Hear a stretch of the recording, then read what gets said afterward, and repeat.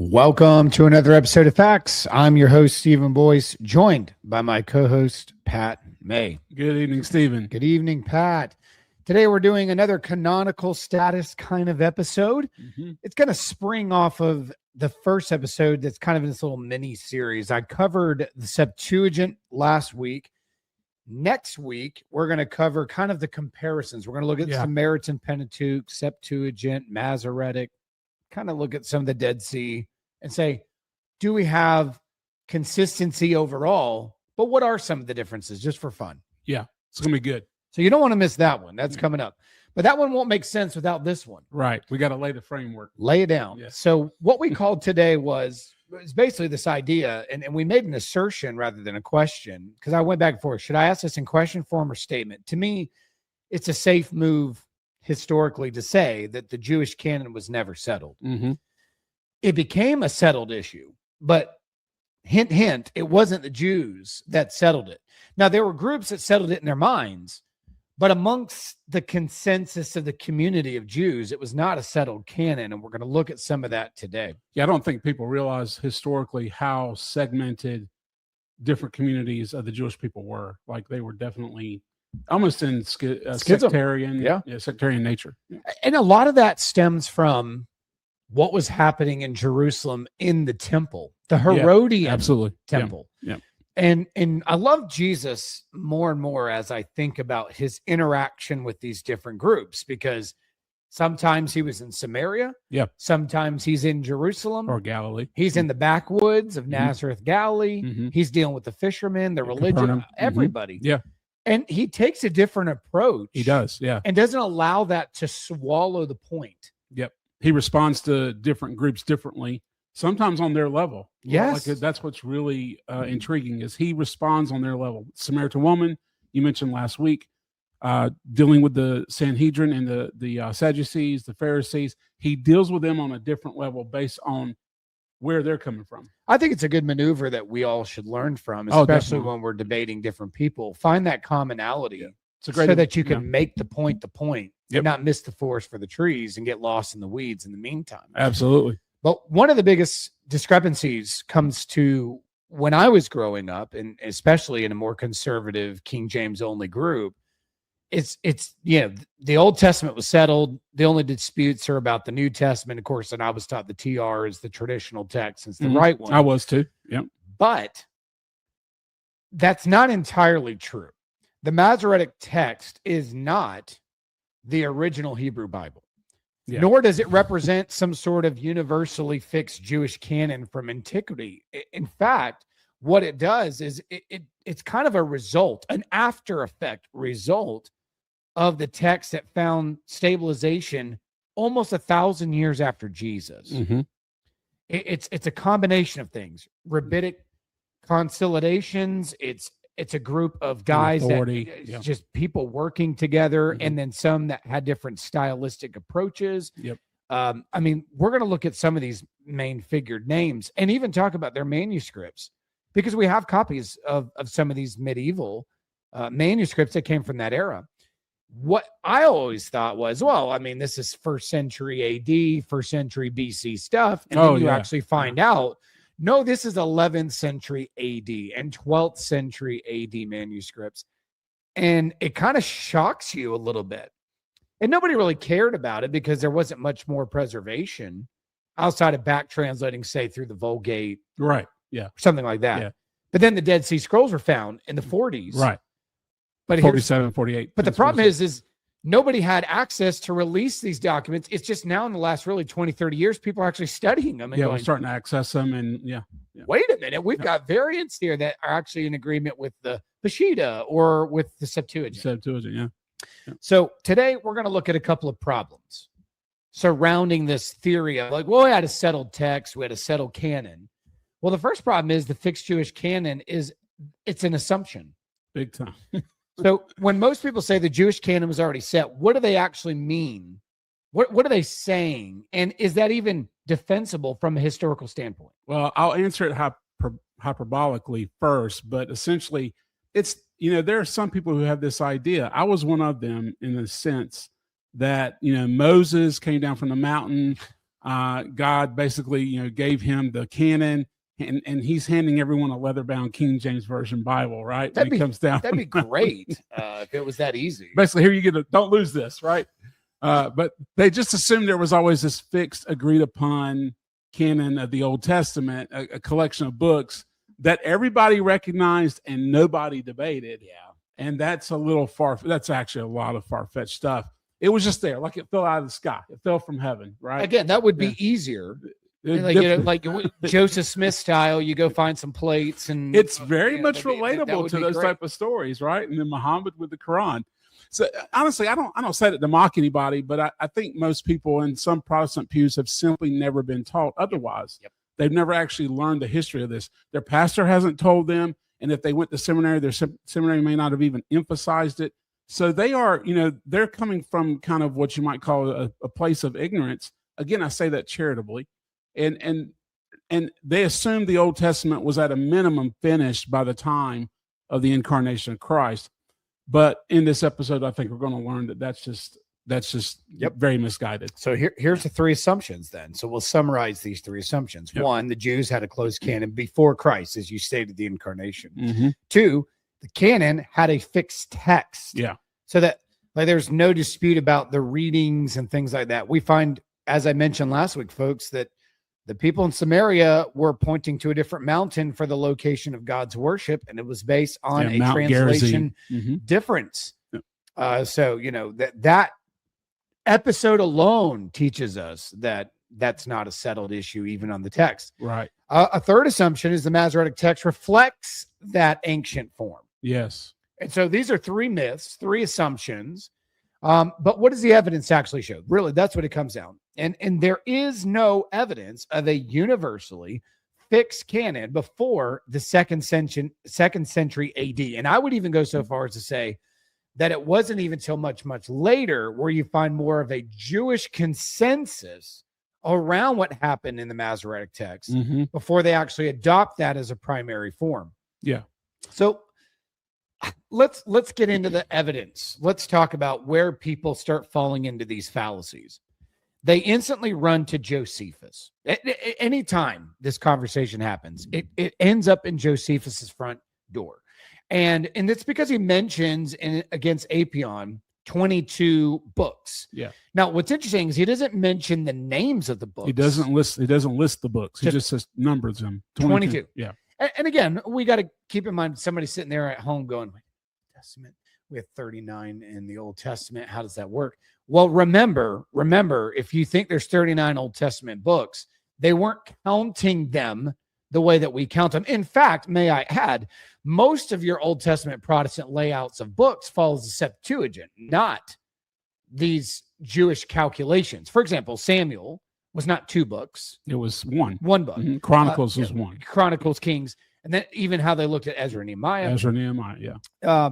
And then even a lot of times they wouldn't even count the 12 out, the major or the minor prophets. They would just call them the 12. The 12, yeah. So, I mean, there's different ways if you're listening to people talk. Yeah. The numbering is very different. But he mentions 22. Now, we assume that he's following in suit with what was going on in Jerusalem at his time, because he was the son of one of the priests. He's in the high priestly family. He's surrounded by high priests. He's trained in that priestly order. So we can assume that he's referring to the Torah and the Tanakh. Yeah, and let's also keep in mind that the scrolls had a big role in that as well, the way they were formatted and formulated. You had these books combined where we talked about Samuel, Kings, Chronicles, the prophets. Like some of the scrolls were united in that way. They were gathered in that way. So, for example, you read the story in the Gospels about Jesus picking up the scroll of Isaiah. He picks up the scroll of Isaiah. Isaiah was like its own scroll, but you had certain scrolls that were combined. Yeah, and his combinations, these 22, he's not settling all of Jewish beliefs. He's settling what he knows and what he was trained in. Yeah. And we're not shocked because he was trained in the orders of the high priestly families. Yeah. So naturally, he's going to hold to that which was held in the first century in Jerusalem around the Herodian temple and its training. And that is they held to Torah and what's called the Tanakh. Yeah. So that would be what would equate to 39 books, probably. Maybe. Again, he didn't list them. Yeah, he didn't list them. We're assuming, but we're given the most generous side of this, that he probably had what's the 39 books in most Protestant Old Testament canon. And just to reiterate, he's not an authority on this. No, I mean, he's not establishing a canon. He's a valuable historian for how we can learn things about the first century, but he's not an authority on what books belong in the. And we know now that he wasn't representing the consensus of all of Jewish. No, he definitely beliefs. wasn't. Yeah. He is speaking from what he knows. It would be like asking a Christian, just generally, well, what is your canon? Well, if you're asking a Christian who was raised Protestant, they're going to say 39. Yeah. If you ask a Christian who was raised in Turkey, part of the Eastern Orthodox Church, he's going to have more than 39. He's going to have. If you go over to Europe and talk to all the French Catholics, they're going to have more than 39. Yeah, they're going to 46. So just because somebody states a number, yeah, even if it is our 39 and his 22, that's in the Protestant 39, it doesn't settle all of Christianity's disputes, if you would, like going to the French Catholic or the Christian that's in the Eastern Orthodox Church in Turkey. That doesn't settle all of the Christian argument just because somebody said something about what they believe. Again, we have to remember there's different groups, and he's going to share his. Yeah. Then you have Philo of Alexandria, who I mentioned last week. He quotes scripture quite extensively, but he doesn't even give a list. Mm-hmm. He clearly uses the Greek Septuagint. Yeah, as his kind of almost standard, and that's he's in Alexandria. Right, so, I mean, you have the Alexandria region, which started this process of translating from Hebrew to Greek. Now you got Torah, and then the rest of these books. It's pretty safe to say that he was utilizing a bigger canon than Josephus. But again, we can't dogmatically say because he doesn't list. Yeah. Which is kind of telling in of itself that they're not sitting here listing them out. They're not. You could say, like, they talk about Moses and the law. I mean, you can assume quite safely he's talking about Genesis through Deuteronomy. Yeah. Or when they say the prophets, that's where it gets a little bit sketchy, because you could be talking about, we'll get into this, Jeremiah, the longer, shorter, with the letter, without the letter, with Baruch, without Baruch. So just saying Jeremiah affirms that they all held Jeremiah was a true prophet of God. Right. But it doesn't establish the text form in which they're referring to. Yeah. We know from the Dead Sea Scrolls, and I mentioned this last week, that the Sirach was found in a Hebrew fragment. Tobit was found in 3 Aramaic, 1 Hebrew fragments. We know the books of Jubilees, which were very important to the Essenes in that region, because they're looking at Second Temple Judaism with thumbs down. Yep. And they're likening a better temple that goes even earlier than Solomon, because the Jubilees looks at the Garden of Eden and calls it the tabernacle or tabernacle. It's a prototypical temple. Yeah. Yeah. So they're looking for something better, saying we don't like what we got. And they also had their own, within house writings, like the War Scroll, and their own writings and interpretations. We find these interpretations of Melchizedek. Yep. They're trying to determine who he is. Right. That he's some sort of messianic figure. They got commentaries going on here. There's a lot of books that they are circulating that are beyond the 22 from what we see in Josephus or even the religious leaders. Yeah. But they treated a lot of these texts as authorities. Yeah, they considered them divine revelation, and to some regard they were, and they held an authority in the communities. And so then you have them, and then if you go north up into Samaria, they're like, no, there's Torah only. Yeah, and not just Torah, the first 5 books. Not just Torah. Yeah. Torah in our translation. Yeah. Over here in the Samaritan Pentateuch, this is the only Torah we use. So it's not just 5 books, it's 5 books in a certain text form. Yeah. Different from, say, the Sadducees, who also only held to the 5. To the Torah. Yeah. But it was Hebrew. Yeah. Hebrew Torah. Only Hebrew, yeah. So there is no agreement. All of these are Jews. I know you could argue the Samaritans are half-breeds or something like that, but all of these are Jews. Yeah, they're still considered Jewish communities. Jewish communities are not settled on either canon or text type. No. Like there isn't. And not even on places of worship. Yeah, in public readings, where what are you reading, what are you not reading? So there's really three textual traditions before the year 70 where the temple is destroyed. You have what we could call a proto-Masoretic text. It's closer to what we see reflected in the Masoretic text today. We even see consistency of that in certain sections and caves of Qumran. There's some manuscripts that are more closely aligned with that Masoretic tradition. Again, folks, when we're talking about differences, we're not like, oh my goodness, like the book of Isaiah is not the same Isaiah. I mean, these are two totally different prophets, and the readings are completely different. Yeah, we're talking about minuscule stuff. We're talking about minuscule, yeah. But it's big in the picture of the arguments of when we're dealing with words like settled. Yes. Confirmed. Yeah. And what is even a canon? Canon, yeah. So you have a proto-Masoretic text. You have a pre-Septuagint Hebrew text, because we don't know what they used to create the Greek text, but we know they translated. But whatever they use is earlier than anything in the proto-Masoretic, post-Masoretic, or anything even post-2nd century AD. Whatever they were using in Qumran had to be at least 1st century BC, 2nd and 3rd century BC, based on the copies. Yeah. Yep. And based on what they had in Qumran. Because remember, Qumran didn't just find Hebrew manuscripts. They found Aramaic and Greek manuscripts. So they were translating from something older. The Septuagint translators were translating from something older than what we have. We don't know what it is, but it underlies the Greek Septuagint, anywhere from 3rd century to 1st century BC. And it sometimes has a significant difference. Yeah, big time from the Masoretic text. Yeah. 100%. Yeah. There's also a non-aligned text, that the idea of a rewritten scripture, and that's the Qumran communities, the Essenes. We see a lot of expansion, a lot of harmonization. We see edits. Some would say they're interpolations or redactions. So, Pat, would you say the Dead Sea Scrolls support an original text, or actually they represent a multi-competing form? Yeah, I think the Dead Sea Scrolls are one of those discoveries. And again, you mentioned it earlier. We haven't really had access to the scrolls until the last 20 or 30 years, 40 years.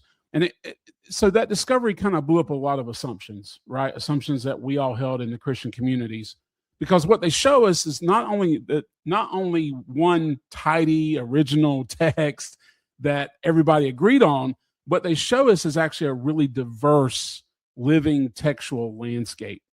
And which so isn't bad. No, that's not bad. I don't think it's hard for us to wrap our minds around that. But what we don't understand is the world of the ancients, where they had various textual traditions, and they were okay with that. It seemed to be that they were okay with that. They didn't cut each other off per se. Now, they didn't always get along, obviously, in these Jewish communities, but they didn't cut each other off to an extent. Anyway, multiple forms, multiple traditions coexisting side by side. And I think a lot of everyday Christians, Protestant or Catholic, that's most likely it's going to shock you.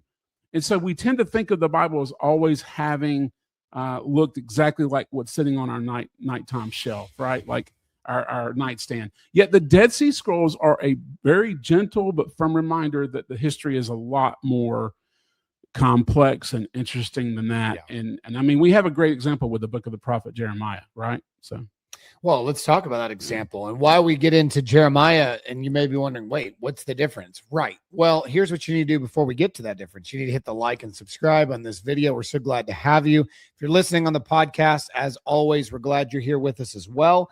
Make sure you hit the follow. Many of you have been so gracious in leaving us 5-star reviews on your favorite platforms. Thank you so much for doing that. Commenting in the comments saying, I'm here just for algorithms. All of that is helpful. We also have the membership page now, and we've opened a Discord discussion where we can contact throughout the week those that are in the membership group, or if you give in the link in the description through the Tithely line, and you do that because you want to do a tax write-up for something, or you want to give towards something more frequent, feel free to do that. You also get access to that Discord link. There's also other benefits for those that are members only. Make sure you hit the join if you're already a follower and you're already a subscriber of the channel. But we are so glad you're here with us as we talk about the Jewish canon and how it was not settled. Mm-hmm. And here are some examples, and one of them you just brought up was Jeremiah. Yeah, Jeremiah. So the Masoretic version, it's about 15% longer than what we see, say, in the Septuagint. Yeah. And not only longer, the arrangement is different. It's not chronologically in order. And I don't know if you've ever noticed this, folks, when you're reading Jeremiah. You might be talking about 1 minute when he's early before his ministry, then it's like the destruction, and then it's back when he's young. It can be confusing. It's like, wait, what just happened? I feel like I went in a time machine and went back and forth. It's because it's different. And again, there's sections of the Septuagint. When we talk about Jeremiah, a lot of times there's a compilation. There's this additional letter, this epistle or a letter of Jeremiah. Mm-hmm. Then you also have the writing of Baruch that is often attached to Jeremiah. Yep. Which is not in the Masoretic. Yep. So when we're talking about Jeremiah, it can't just be like, well, there's some copyist mistakes here where somebody missed a line or added something. I mean, 15% is not a small number. No, it's not. It's not copyist error. We can't just say that's what happened. Well, let's get into this. Let's talk about the temple being kind of the landmark around the problems, or really around the debates. Mm-hmm. A lot happens in the Herodian temple. It's built to its destruction. Things change because after 70 AD, obviously the temple's gone. The priesthood is completely disrupted. Yeah. Sectarian diversity collapses. Yeah. We have no idea where the Essene community has gone, or it just got disappeared. Yeah. They kind of disappeared. No historical record of what's happened. They're just kind of absorbed into other communities. Maybe it seems like it. Yeah. But maybe it is kind of weird. Like they just left their stuff. Yeah. Thank God. But I mean, like they just left their stuff. Yeah. So what rises? So what becomes of the Jewish communities post destruction? Well, we see Rabbinic Judaism, which pushes towards not bad things, but textual uniformity. Like let's get a coherent, flowing, moving text that is consistent. And then they want authority to consolidate this. Yeah, and it's interesting. Like what happens at the destruction of the Temple of Jerusalem is huge in the world of the Jewish mind, because in that regard, they've lost everything. It's the end of their world. So it's where they went to offer sacrifice for their sins. It's where they celebrated the liturgical, feast and the Feast of Tabernacles, Feast of Lights, Passover, Feast of Atonement, Yom Kippur. They went to the temple to celebrate that, and it's no longer there. So now their world is transformed, and it becomes more concentrated and focused on text than it does sacrifice. Well, and that's important because they have nowhere to do these. To this day, they have nowhere to do this. Yep. So they become infatuated with, like you said, the tradition, because we see oral traditions actually come out of this. This is where the Mishnah and all these other types of writings. And then you have the Talmud. Yeah. I mean, a lot of things start coming as a result. Right. Now it becomes an oral tradition and a written tradition that are the most important thing. And it's talking about the good old days in many ways. But again, no sacrifice. I want our Protestant listeners to hear that very clearly. Yeah. No sacrifice. But here's the thing. What happens is the temple became the very thing that was disputed over before it was even destroyed. Yeah. Yeah, if you go back in time. Yeah. This is the issue with the Essenes, right? They believe that the temple was tainted because they believed, first of all, the Zadok priests were not kept preserved. Yeah. They believed inside the city that a different family of priests kind of took over politically, and they were in bed with Rome. The Herods were in bed with Rome. So it was politicized, it was corrupted, it was abusing money, it was misusing the text to their advantage. Yeah. You think about like the encounters that Jesus has with the Sadducees, the high priest, the Pharisees. What a lot of people don't realize too is that the Pharisaical tradition did not care for the Second Temple, because in their mind it was also impure. It did not have. It was lesser. It was lesser than the glory of the first temple. Didn't have all the fixings and the nice things. And of course, there's something missing in the Second Temple. The ark? The ark is missing. So you have a lot of that purist mindset with some of these Jewish communities, like the Essenes and the Pharisees, who totally disregard the Second Temple. They went along with it, Yeah, they went along with the system. As opposed to those in the Essenes, they're just like, no, none of it, Yeah. But the Pharisees are like, all right, well, maybe something good will come from this if we compromise with these leaders, and we want our worship to continue in Jerusalem. So they put up with a lot. Not that they liked it, but they were willing to at least put up with it. Qumran, nah. The Essenes were like, nah, we'll be on the backside of the desert, and we're just going to point our thumbs down at all of you. Right. Yeah. That's the way it was. Yeah. Come find us when it's actually restored to its glory. So the temple was a problem, even in the textual tradition. And within the temple, again, you have the Sadducees and the Pharisees that belong to the same group, the Sanhedrin. Yep. And they don't even agree on canon. No. It's Torah and Tanakh, or is it just Torah? Yeah. Well, depends who you ask. Yeah. And then you have to get into the theology behind that. Do you believe in the resurrection, or do you not believe in the resurrection? Do you believe in the Messiah, like a messianic figure? And it's beautiful how Jesus even handles those groups. When he's arguing with Pharisees, he has no problem going to the law and the prophets. If he's riding with the Sadducees, he's like, have you not read that God is the God of Abraham, Isaac, and Jacob? Therefore, he's not the God of the dead, but the God of the living. Yeah. So he argues for the resurrection, and he doesn't go to Isaiah, which he could have. Yeah. He doesn't go to Jeremiah and Ezekiel, which he could have, because they don't care. Or Job. Or any of these. He doesn't care. No. Because they don't accept those into their canonical. There may be arguments that they were friendly to them or that they were open to them, but they were going to follow the strict standard of Torah. So Jesus, even approaching these different groups, uses their own canons that are at least commonalities to make theological assertions. Yeah, and the apostles give us these insights in the Gospels when they make the statements that, like, for example, when Jesus discusses the resurrection with the Sadducees, remember what I think it's John. John says, "For they did not hold to the resurrection." Yeah, they didn't believe in that. Yeah. Then when Jesus debates the Pharisees on the idea of the Messiah being the son of David, but being David's Lord, he understands the Pharisees are open and receive the writings of the like Samuel or the Psalms or some sort of prophecy and that was given to Solomon, First Kings. Yep. I mean, you see this concept that is given. And one of the things that we start noticing is the temple is the highlighted place of debate. And what you do with it, what you think about it, the temple being destroyed dismantled the debates. It did. Yeah. It just quashed. Because it's kind of irrelevant. Well, Herod added on to it. Was that right, wrong, or indifferent? What that matters is destroyed now. It's destroyed, yeah. I mean, we don't have the Ark of the Covenant. Well, the temple isn't there anyway. Yeah. Well, we don't have, these fixings. Well, the temple's destroyed anyway. All of these things. Now, I don't think the temple was necessarily full evil. I mean, we even have stories where good things and good priests were performing. We see Zacharias, for example, John the Baptist's father. Yeah, yeah. And Jesus taught in the temple. Of course he did. And he didn't forbid people from the temple. In fact, he was accusing Pharisees from forbidding the people from the temple and saying that they weren't fathering like they were supposed to be spiritual fathers. Exactly. Yeah. And Jesus even paid the temple tax. Yeah.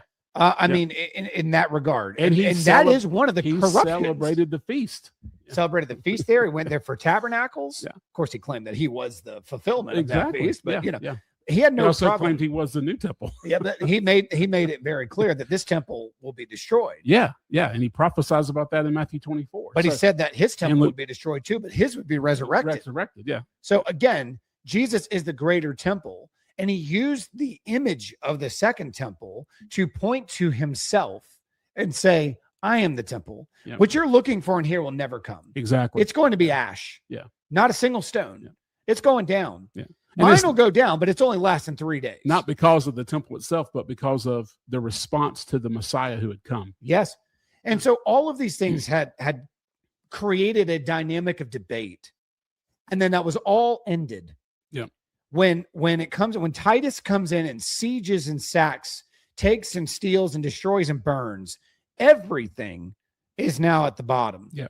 And so what ends up happening from around the year post 70 to about 300 is you start seeing the rabbinic textual tradition start happening. This, if you would, the pre-Masoretic text, this proto-text. Mm-hmm. This text kind of exists and becomes a dominant form, not because it's original, but because there's actually a standard. It was preserved by emerging rabbinic authorities who have now collected and guarded something because now they had every reason to guard it. Yep. My question is, do you think this was seen as preserving a tradition or establishing authority or a little of both? Yeah, I think it's a good question, and we should consider a few things. I think if we're being historically honest with what happened, the answer is probably both, right? And I think the emphasis shifts depending on who you ask and when. The rabbis themselves would have absolutely said, if you'd have asked them, that they were preserving tradition. But when you look at the context of what's happening after 70 AD, it's really hard to separate preservation of tradition from consolidation of authority. True. And I mean, think about what just happened, right? The temple is gone. We just talked about it. Everything is collapsed within itself in terms of the different Jewish communities.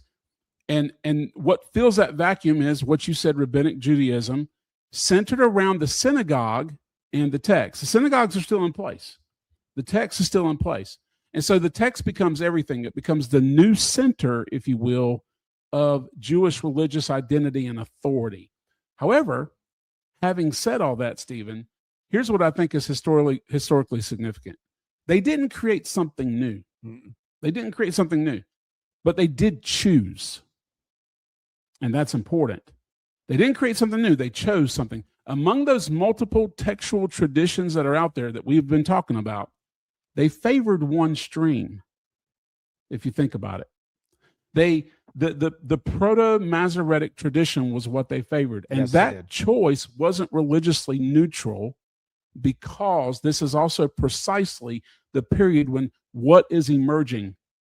The church, the Christian church is emerging. Responsive. Yeah. And making very specific messianic claims directly from those Hebrew scriptures regarding Jesus of Nazareth. So when I hear people say the rabbis were, just neutrally preserving an ancient tradition, I've heard several podcasters say that. I think that's a little naive historically. It's not taking everything into context. Every act of preservation involves choices. And those choices were being made by a community that had very specific theological stakes in how certain texts read. No one can deny that. And I'm not saying that it was a room full of rabbis twirling their mustaches and their beards. Okay, I'm not saying that they're trying to disprove Christianity, but I am saying the idea that this was a purely neutral academic exercise or spiritual exercise doesn't really survive historical scrutiny and antiquity. So what would that do if you're looking at this and you're on the outside and you're saying, all right, it seems like a lot of chaos. Seems like nobody's in charge. Seems like the Jews can't get it together. They're either responding to the Roman officials, Roman government, or they're responding to themselves within their own theological twists, as we all established. Now they're kind of responding to the church. Yeah. My question is at what point would the Jews be tempted, out of all of those scenarios, to be the most biased towards something? Would it be with fighting each other in the inner city Sadducee Pharisee situation, or external the city in Qumran, the Essenes and their rise and differences? Would it be people that at what point would there be a more likely, I'm not saying it happened, like right. I just want to go down on record. I'm not saying it happened.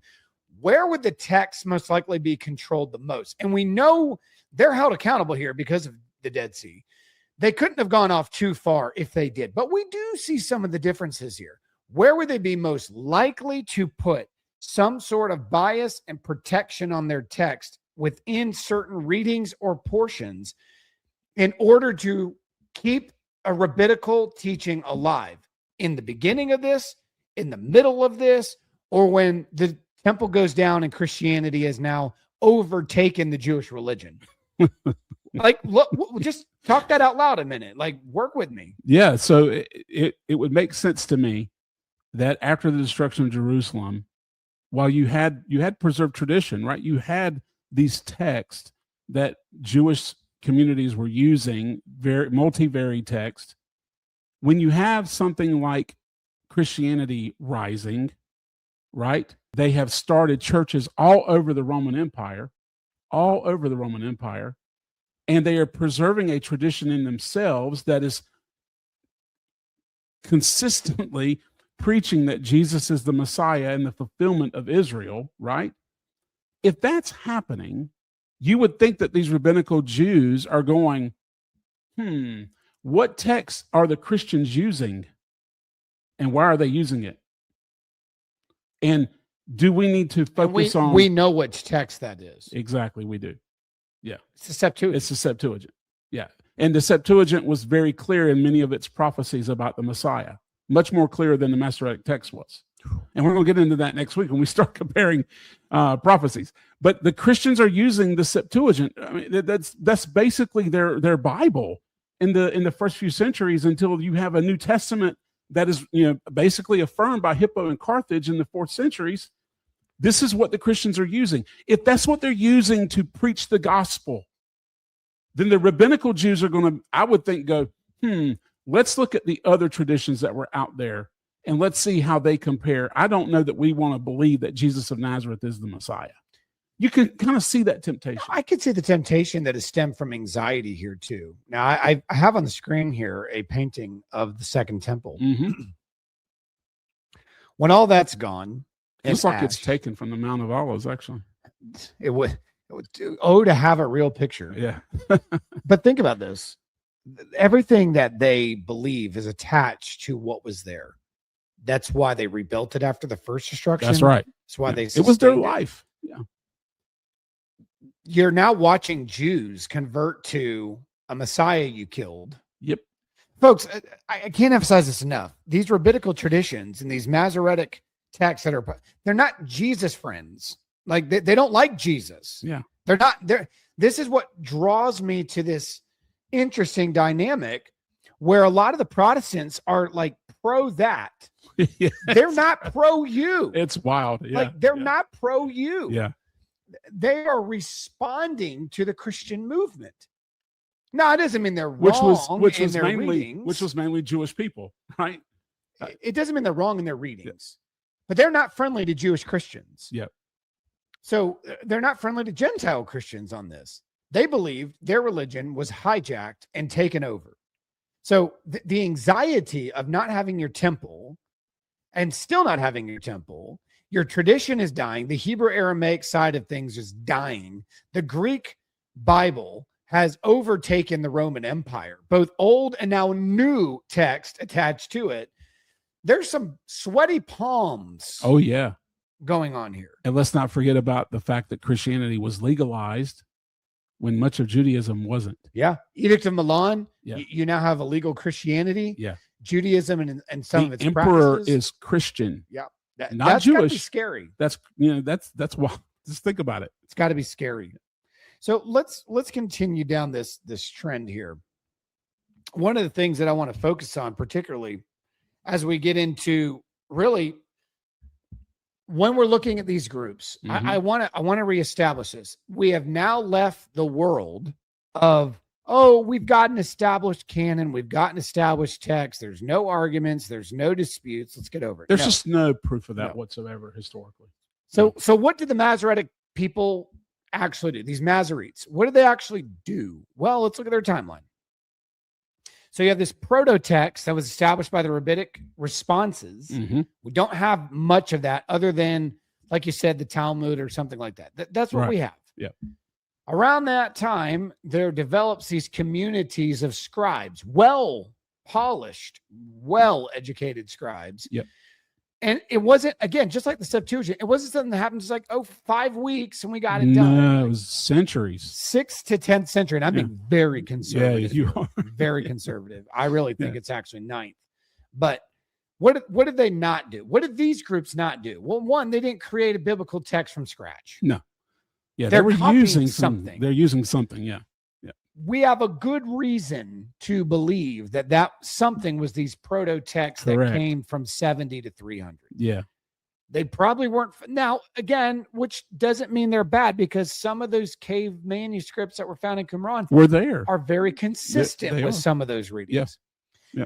They also didn't come together and decide a canon directly. Indirectly, you could argue that they did. But again, they were working on different projects, like some were on the Torah, some were on the prophets. They obviously didn't copy Tobit or Sirach or anything like that. So Baruch, we could argue that they rejected the Greco-influenced. The question is, did they reject them on the basis of Christianity, or did they reject them because they held an early tradition? Now, Jerome looked into this because Jerome was actually in Bethlehem and Jerusalem. He fought this in his own mind, like, well, these Jewish communities, and he's before all them, right? These Jewish communities aren't using these books. And so he kind of made some negative remarks at times about them. Then other times he got in line and he actually went along with what the church had always had. And he went ahead and translated them in the Vulgate. He did. And Augustine pushed back against him as well. And he should have. Yeah. Because Jerome didn't like the Pope a lot of times, but he was also not dumb enough to go into schism over it. Well, he also said the Pope is my man. I mean, I had to. He did say that. Like he said, the Pope is my man. It's kind of like the boss you don't want, but you know he's the boss. And if you want to get a job and you want to keep your job, you want to buy dinner that night, you're going to shut up. Like, so Jerome had that rebellious mindset at times, but he also knew the lines not to cross. Yeah. And he never crossed. He submitted to the authority. That's essentially what we're talking about. Where Jerome didn't break off and schism. It can be done. It can be done. He actually submitted to the authority of the Pope. And he does say, if you are the Pope, you are my man. I stand beside you. I mean, that's kind of critical. So we can't use him in Protestantism to be the basis for our Old Testament canons. That's right. So I'm just saying that he is their excuse. He's also not an authority. Like, why would some Protestants choose Jerome as if he's some authority? He's not an authority to them. Like, are they gonna listen to everything else Jerome says about succession and bishops and infant baptism and all those things? Right. Obedience to the Pope. Like, he's not an authority. He's an amazing biblical scholar, and we are delighted that he took the work he did. But there was times when he had to be pushed back against. Yeah. And there were times when the Pope was like, hey, I want you to translate because you're brilliant. I want you to translate a Bible into Latin vernacular. And he does. And he includes the Septuagint. And it was really... the Deuterocanonical books. Yeah. What he ends up doing is establishing at the end of the day something that the Council of Trent looks back on many, many years after, 1,000 years after his lifetime. It says, we're going to use him as a standard. He is the standard. His text, his books, translation is the standard. We're going to end all disputes over Greek, Hebrew, Aramaic, that whole thing. Now, there's a lot of controversy into that too, because it's not that clean. There's been obviously popes who have opened the door and said, we need to be studying the Hebrew. We need to be studying the Aramaic.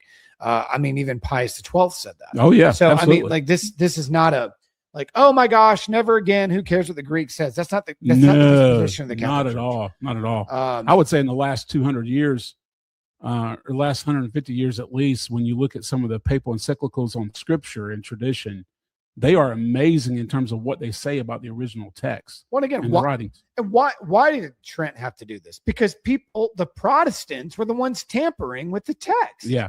They're the ones excluding books and saying they should be thrown into rivers and burned and things like that. Yeah. This is a response to the Reformation that had to establish a standard that was being used all along, but somebody tried to change it. Yeah. And historically, we know that Luther, what does he do with his Bible? He actually numbers the books in his Bible, like Genesis number 1, Exodus number 2, Leviticus number 3, and so forth, so on. When you get to the New Testament, he does the same thing. He doesn't number 2 Peter. He puts it on the bottom of the list. He doesn't number Revelation. He puts it on the bottom of the list. Again, he keeps it in there, but he doesn't number the book as if it's some sort of lower standard of divine. Let's not act like the church, even at that time, was not okay with doing multi-translational works that are beyond absolutely Latin, because you have the polyglot that took place. Yeah. That was a cardinal put together, multi-language. We have it. Yeah. It was waiting to be published. Erasmus was a monk and an opponent of Luther. He published a great text. Yeah, he did. And he dedicated it to the Pope. Yep. So let's stop this. Let's stop this nonsense. Like, at the end of the day, we've got to keep the whole thing. All right. So what ends up happening? Well, what did they do? Well, they fixed pronunciations. They added vowel points. Mm-hmm. Remember, the whole consonant vowel discussion in the Hebrew language was because because it leads you without an oral tradition to pronounce properly. That's right. So when you interpret properly pronounce and interpret as a result. Yeah. So they added vowel points. They preserved oral to written systems. They added word counts, variant warnings, scribal instructions. I mean, everything you would want. I mean, they did a great job. Absolutely. Yeah. Together. Yeah. So some key figures here, as far as like the text that becomes kind of the standard, is based on a guy named Ben Asher. What about him? Well, his name's Aaron Ben Asher, key figure in standardizing the text. His tradition in this group of scribes becomes kind of the dominant standard. Is later affirmed. Other groups started endorsing this one naturally, and it's probably, honestly, it's beautiful. If you looked at the thumbnail, I mean, if you look at the style and the writing, phenomenal. Yeah. He's endorsed as the authoritative standard that should be used. But again, folks, this is a medieval text. It's a canon text coming together and working together to be something as a standard. And even then they had to pick certain family traditions. So, Pat, really, at the end, does this show that even in the medieval period, the text was so-called settled? Now, we're talking about, I know there's minor, and we're going to talk about some of them, but is it a even standardized, settled issue even amongst these communities that are copying these proto-texts that are now called the Masoretic text? Yeah, I'm going to say no. Here's the thing. Absolutely, this shows that the story of Ben Asher is one of the most underappreciated stories in all of history. Christians should know it. If they don't, they should read about it, Catholic or Protestant. But this shows the text was not settled even in the medieval period. And I think that's a really important thing to think about and ponder upon for people just to sit with for a moment. Because hear me out. I mean, we're talking about Aaron Ben Asher working in the 9th and 10th centuries AD. We're not talking about BC. We're talking about AD. You're almost 1,000 years after Christ at this point. You are 1,000 years. And you got Maimonides, who is one of the most towering figures in all of Jewish intellectual history, endorsing that tradition as authoritative, later on. So you're talking about what, 1,200 years now? Yeah. 1,200 years after the time of Christ. So after the incarnation. So the answer is no. The question of a settled debate was not answered at that time. It was still going on. Now, after this time, we will get into a more finalized settled canon. But what I find historically fascinating is that Maimonides is endorsing Ben Asher text, and you and I were just talking about it. The Catholic Church by this point had already had a defined biblical canon for over 700 years. 700 years. Since the 4th century with the councils of Hippo and Carthage, they had already had a settled canon. And Rome back and forth. Rome had the same one. Rome endorsed it. Yeah. Rome basically signed off on it. So the institution of the visible church, Stephen, is what we're talking about, that Protestant formers would later accuse, this is the irony, of adding books to the Bible, actually had a formally defined canon centuries before the text those same Protestants rely on as fully standardized. That is the great irony, folks. Think about that for a moment. Just think about that. And what's happening here is these groups are assembling because they're trying to preserve something that Christianity about completely exterminated. Yes. We're not saying that did a bad thing by preserving the Hebrew text. I'm kind of glad they did. But the point is, their motive was not to help the Christian Bible. No. like that's not what they were doing. It definitely wasn't written in defense of Jesus as the Messiah. No, not at all. And so there's major manuscripts that come from this family. The earliest one's about the year 930. It's a 10th century manuscript called the Aleppo Codex. Yep. The most standardized one is the 11th century. Yeah, the Leningrad Codex, which is around the year 1008. So the Leningrad Codex, 11th century, comes the basis of most modern Hebrew Bibles. Those two texts. Your Old Testament, folks, is based on a manuscript tradition that was finalized 1,000 years after Jesus. Millennia. 1,000, not 100. 1,000. That doesn't mean they're wrong. That doesn't mean they should be thrown out. Doesn't mean any of that. So, but there is a real issue. And the real issue is this. The Masoretic text is not the original text. The Dead Sea Scrolls prove that. Yep. The Masoretic text is sometimes and a lot of times accurate, but not always the earliest reading. Yep. And then you bring in the Septuagint and the underlying text there with the Dead Sea Scrolls. And sometimes in the law, the Samaritan Pentateuch, you find consistency there with those three. Are we going to say that the older, because the Samaritan Pentateuch that we have is probably 2nd century AD, 3rd century at worst. Yeah, yeah. Are you going to say that those three in agreement are wrong? And then you add the Peshitta in. Are you going to say that they are wrong and the Masoretic is right? I don't know. We'll look at some examples next week and we'll go more in depth. We'll look at Psalm 145. We'll look at Deuteronomy 32 and on. So why the Jewish fixed canon and why they fail in their claims? Well, here's the summary of it. No fixed canon was universally recognized before 70 AD. Yeah. Hardly even after. Multiple textual traditions coexisted. We just listed all of them. Yep. Rabbinic Judaism selected one stream, which seems to have come from the same stream that Josephus was talking from. And the Masoretes later preserved and standardized that tradition to what they had almost 1,000 years later. So the Masoretic text is a preserved tradition, not an original one or an exclusive one that eliminated all others. So here's a couple statements to just kind of put this in closing. Let's think about these. The idea that there was a perfectly preserved fixed Hebrew Bible that was handed down unchanged from Moses to the Masoretes is simply not evidential or historical. Nowhere close. Yeah. This idea that Moses came down with the law and that every bit of what he had is exactly what we find in the Masoretic text is not provable. It's not. Also, what we actually see is a living textual tradition, much like the New Testament. Yep.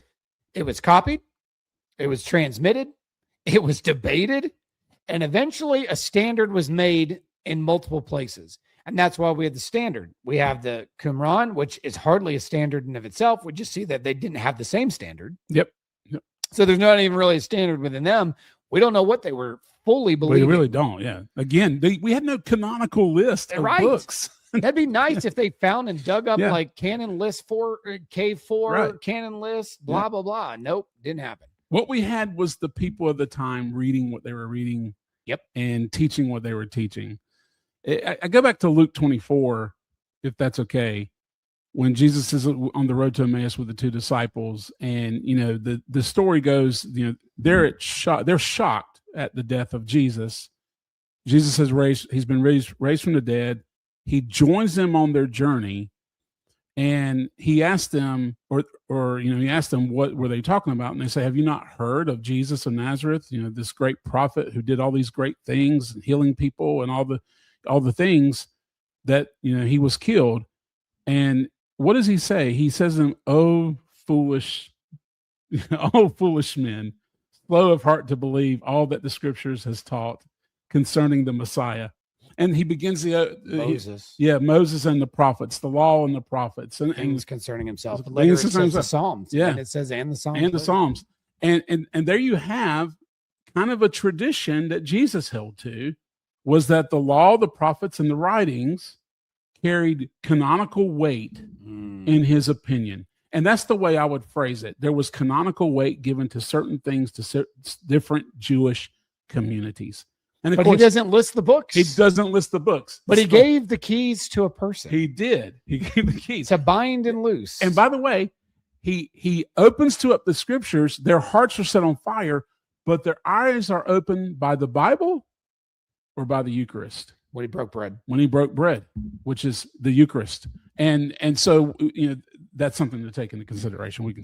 That's the whole point. We talked about this earlier today is the covenant side of that. The text, Old Testament, New Testament is Old Covenant, New Covenant. Yeah. Covenants are attached to text, but they're also attached to what in the Old Covenant was symbols and signs, and the New Covenant. Passover.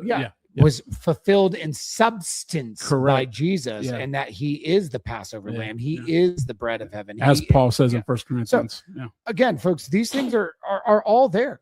And so what that tells us is the Masoretic text was actually not it's not the beginning of the process. It's actually the end of the process. Yeah. But much later. much later end. We can start earlier. Yeah. So should we use the Masoretic text? Absolutely. But it shouldn't be held as this standard like the King James onlyists hold. Like no others, no extra words, don't need to change a darn thing. It's all good. Leave it as it is. We can't be that way. It also means it doesn't necessarily become overvalued, of course, over the received text from the church. Yeah. And we have a settled canon. The church gave us what the Jewish communities could not. Yeah. And Jesus gave that authority to his apostles to do this very work. Yeah. To handle covenant and canon. It's beautiful. Yeah. It's beautiful. All right, folks, that's all we have time for today. Thanks for joining this episode of Facts. As always, grace and peace to you. God bless.